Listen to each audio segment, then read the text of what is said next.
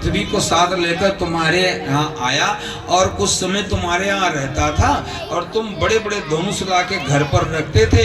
हम छोटे से बालक थे, तुम्हारी धनुष तोड़ दिया करते थे। उस समय की बात करें, बहु धनुही तोरी लरिकाई असरिस कबहु ने कीन गुसाई। पहले तो मैंने बहुत धनुष तोड़ा, आपने इतना क्रोध नहीं किया, तो महाराज इस धनुष पे काहे की ममता आपको लग गई है? साधु हो के और आपको ममता। अब भैया कोई त्यागी बाबा हो और आप उसको बोल दे कि महाराज आपको तो बड़ी ममता है इससे, तो त्याग का सबसे बड़ा अपमान होता है। अब तो भैया परशुराम ने कहा, अरे बालक तू इस धनुष को धनु ही बोलता है? अरे मेरे इष्ट भगवान शंकर का ये धनुष है और तू इसे धनु ही बोलता है? मेरे भगवान शंकर का ये धनुष है। और क्रोध में आकर फिर तो उन्होंने अपना फरसा उठाया और बोला, क्या तूने इस धनुष को तोड़ा है? अगर तूने तोड़ा है तो मैं तुझे मार दूंगा। भगवान राम को लगाया कि ऐसा ना हो कि परशुराम का फरसा चल जाए।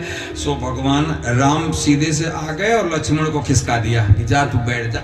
सो राम जी ने हाथ फिर जोड़ लिया, बोले महाराज बालक बर्रे एक समाना। हमारा जो भाई है ना लक्ष्मण, आपको कुछ बुरा कह गया उसके लिए हम क्षमा मांगते हैं, क्योंकि बालक और बर्रे तो एक समान होती है। महाराज जी आप उसे छोड़ दो, वो तो बालक है। परशुराम बोले, अरे राम वो बालक नहीं है, बालक के मुख में तो दूध वाला दांत होता है, अरे उसके मुख तो विष वाला दांत है। देख नहीं रहा था विष उगल रहा था वो। और राम तू जो है मीठी मीठी बात करता, मेरे क्रोध को शांत कर देता, और वो विष मुखा जो है फिर आकर विष उगल जाता है। फिर लक्ष्मण ने सोचा कि बाबा तो फिर भगवान को बोल रहा है। सो फिर लक्ष्मण आ गए, बोले महाराज बात सही है, हम भी विष उगल रहे हैं, आप भी विष उगल रहे हो, तो महाराज हमारा आपका जोड़ा सही है। तो महाराज आप जो है मुझे मारना चाहते हो महाराज, और ये कह रहे हो कि जिसने धनुष तोड़ा है उसको बाहर कर दो, मैं मार दूंगा। महाराज जरा क्रोध का पर्दा कम करो।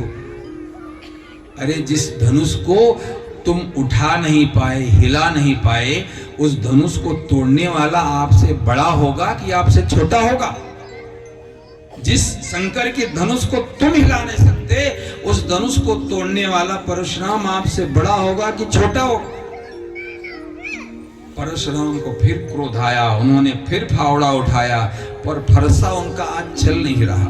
परशुराम ने सोचा ये फरसा आज मेरा चल क्यों नहीं रहा? मैंने 21 बार क्षत्रियों का नाश किया, पर इस बालक के ऊपर क्यों नहीं चल रहा है? फरसा क्यों नहीं चल रहा है? तो लक्ष्मण ने कहा, महाराज मैं बताऊं क्यों नहीं चल रहा है? बोले क्यों नहीं चल रहा है? बोले इसलिए नहीं चल रहा है महाराज कि जो सामने राम जी खड़े हैं ना, ये फरसा तो राम को पहचान गया, पर आप पहचान नहीं पा रहे हो, क्योंकि आप क्रोध कर रहे हो, इसके कारण राम जी तुमको दिखाई नहीं दे रहे। परशुराम ने फिर क्रोध किया, राम जी फिर आए और फिर राम जी ने कहा कि महाराज आप ब्राह्मण हो, आपके मस्तक पर त्रिपुंड है और मैं क्षत्रिय हूं। क्षत्रिय कभी ब्राह्मणों को ललकारता नहीं है, और अगर आप ललकारते हो तो मैं कभी युद्ध से पीछे नहीं हटता। कहते हैं इतना बोलते बोलते भगवान के शरीर से पीतांबर हट गया और पीतांबर के अंदर भगवान का जो भृगु का वो लाद का स्थान था वो परशुराम को दिखाई दिया। और फिर परशुराम समझ गए ये साक्षात भगवान है, इसलिए हाथ जोड़ लिया और हाथ जोड़कर बोले कि महाराज मैं समझ तो गया, लेकिन इस धनुष को लो और इस पर पतंचा पर ये बाण चढ़ाओ, मेरा संशय सब दूर हो जाएगा। भगवान ने धनुष लिया है, बाण चढ़ाया है, और फिर परशुराम का सारा संशय चला गया। परशुराम ने भगवान की स्तुति की है और परशुराम वहां से महेंद्र पर्वत तप करने चले गए। और फिर भगवान राम का विवाह सीता जी के साथ हुआ है। तीनों भाइयों का फिर विवाह हुआ।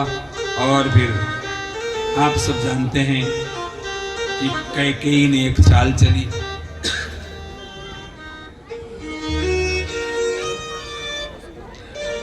भगवान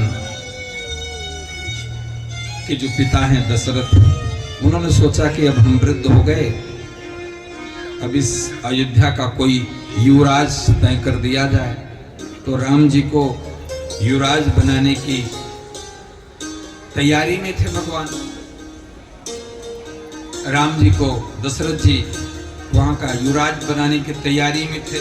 उसी समय आप जानते हैं सभी कि मंथरा ने कैकेयी का कान भरा और कैकेयी ने दशरथ से 2 वरदान मांगे हैं कि राम जी अयोध्या के राजा नहीं, राम जी तो 14 वर्ष बन के राजा बनेंगे और मेरा जो पुत्र है भरत वो अयोध्या का राजा बनेगा। और अपने पिता की बात मानकर भगवान अपने पिता की बात मानकर भगवान 14 वर्ष के लिए वन के लिए चले गए।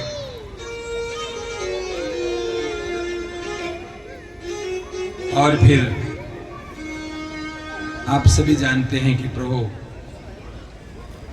वन में भ्रमण करते रहे। वहां पर फिर भरत भी भगवान से मिलने आए हैं और फिर भगवान की पादुका को लेकर लौटे हैं। और भरत जैसे त्यागी अयोध्या के सिंहासन पर पादुका रखी है और उसी पादुका को राजा बनाया है। वो सेवक बनकर अयोध्या की सेवा की। और फिर भगवान आगे की लीला की। सीता जी का हरण का समय आया। पंचवटी में सुपर्णखा आई है। लक्ष्मण ने सुपर्णखा का नाक कान काटा। सुपर्णखा रावण के पास गई। फिर रावण सीता का हरण करके ले गया।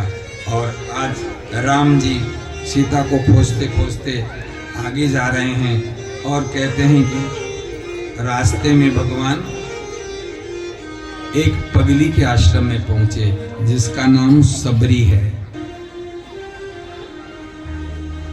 आइए एक भजन, फिर राम कथा पूर्ण होगी और कन्हैया का अवतार। सबरी रोज भगवान की प्रतीक्षा करती है कि मेरे घर राम आएंगे, राम आएंगे, राम आएंगे।